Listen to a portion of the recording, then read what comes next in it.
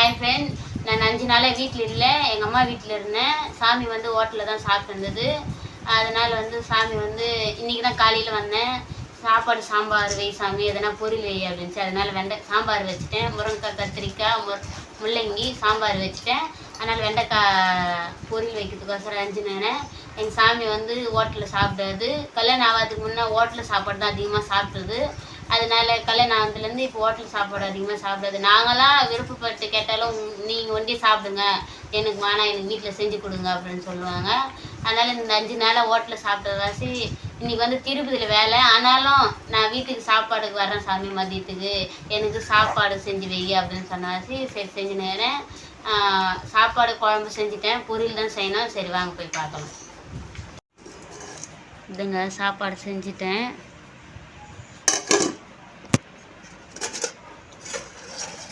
கத்திரிக்காய், முள்ளங்கி சாம்பார் வச்சுட்டேன். எங்கள் சாமிக்கு வந்து கெட்டியாக இருந்தால் தான் பிடிக்கும், அதனால் கெட்டியாக தான் செஞ்சேன்.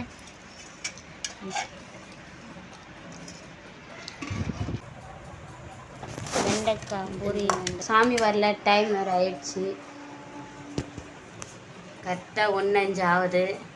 இப்போ வந்துடும் சாமியான அந்நேரத்தில். சரி எல்லாம் எடுத்து வச்சிடலாம் அப்படின்னு எடுத்து வச்சுட்டேன். சாமி வந்தோமே சாப்பாடு பரிமாறிட்டேன்.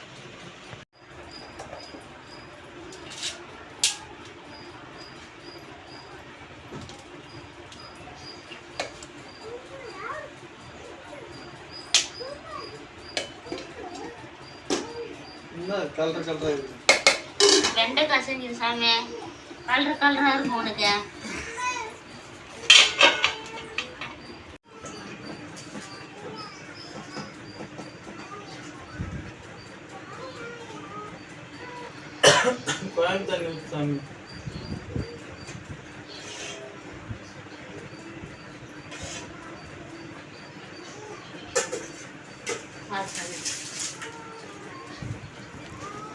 சாமி சாமி சரணம் ஐயப்பா, ஓம் சாமி சரணம் ஐயப்பா, ஓம் சாமி சரணம் ஐயப்பா.